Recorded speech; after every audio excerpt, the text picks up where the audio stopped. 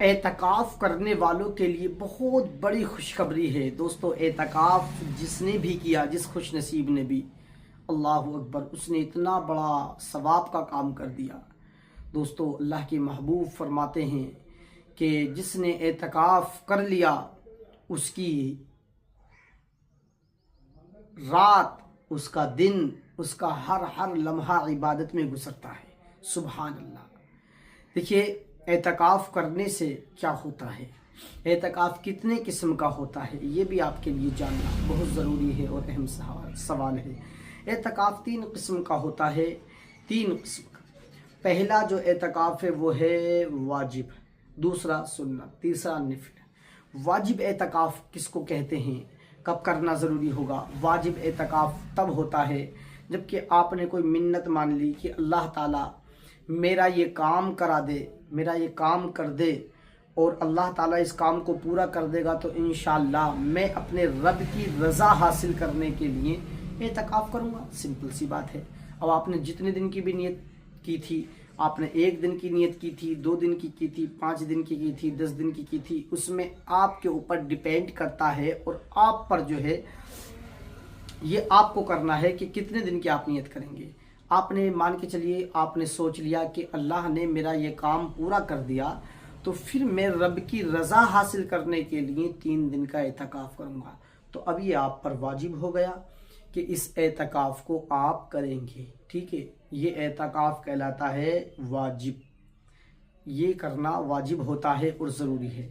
اس اعتکاف میں بھی روزہ رکھنا شرط ہے، بغیر رمضان کے بھی روزہ رکھا جائے گا۔ یہ نہیں کہ اعتکاف رمضان کے مہینے میں کیا جائے گا، جب بھی آپ کا کام ہوگا اس وقت میں اعتکاف کرنا آپ پر واجب ہوگا اور روزہ رکھنا بھی اس میں شرط ہوگا۔ ٹھیک ہے دوستو، تو یہ ہو گیا اعتکاف واجب۔ اچھا، سنت کی طرف آ جائیے۔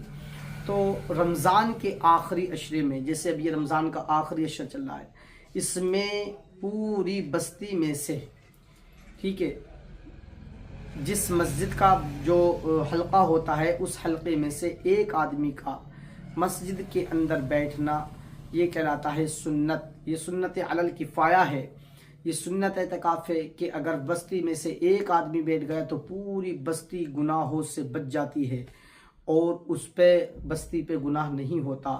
لیکن اگر بستی میں سے ایک بھی نہیں بیٹھا تو پھر پوری بستی کے لوگ گناہگار ہوں گے۔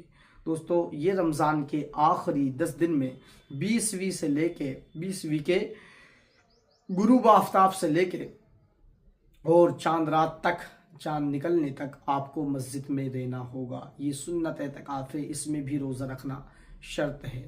اچھا، ایک اعتکاف ہے نفل۔ نفل اعتکاف سیدی سرکار اعلیٰ حضرت امام اہل سنت سرکار اعلیٰ حضرت فرماتے ہیں کہ یہ اعتکاف وہ ہے جب بھی آپ مسجد میں آئیں تو آپ اعتکاف کی نیت کر لیں، نویت سنت الاعتکاف۔ اب اس اعتکاف کرنے سے یہ ہوگا، آپ اگر چاہیں تو کچھ ضرورت والی بات بھی کر سکتے ہیں۔ ٹھیک ہے، اگر آپ کو کھانے کی پینے کی حاجت ہو جائے تو آپ کچھ نہ کچھ کھا پی سکتے بھی ہیں مسجد میں۔ ٹھیک ہے، اور اس اعتکاف کی نیت بس آپ کو اتنی کرنی ہے، عربی میں نہیں آتی ہے تو آپ زبان سے کہہ لیں، مولا میں تیری رضا کے لیے اعتکاف کی نیت کرتا ہوں، یہ بھی کافی ہے۔ ٹھیک ہے، اب آپ جو ہے جب تک بھی مسجد میں رہیں گے، 1 منٹ رہیں گے تو معتکف ہیں، 2 منٹ رہیں گے تو بھی معتکف ہیں، جب تک آپ مسجد میں رہیں گے اعتکاف میں ہیں، مسجد سے باہر جائیں گے آپ کا اعتکاف ختم۔ پھر آپ جب مسجد میں آئیں پھر نیت کر لیجئے۔ تو دوستو، عبادت کا ثواب، اعتکاف کا ثواب، یہ آپ کے لیے بہت عظیم ہے۔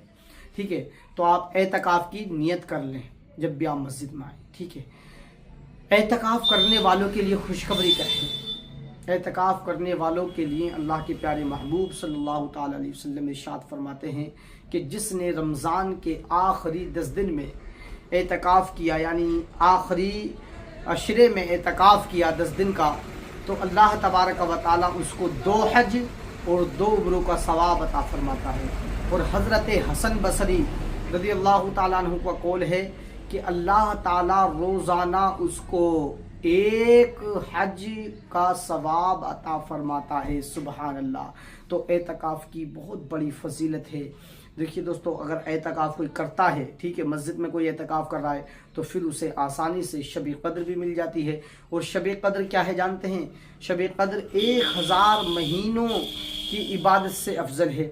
تو اگر کوئی 10 راتیں مسجد میں رہا تو معتکف کا سونا، جاگنا، بیٹھنا، اٹھنا سب کچھ عبادت میں لکھا جاتا ہے، ٹھیک ہے۔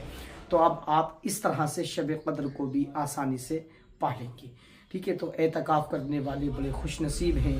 اللہ تعالی ہم سب کو عمل خیر کی توفیق عطا فرمائے۔ ماہ رمضان کی برکت سے ہمارے والدین کی، تمام دنیا کے مومن مسلمانوں کی مغفرت عطا فرمائے۔ السلام علیکم۔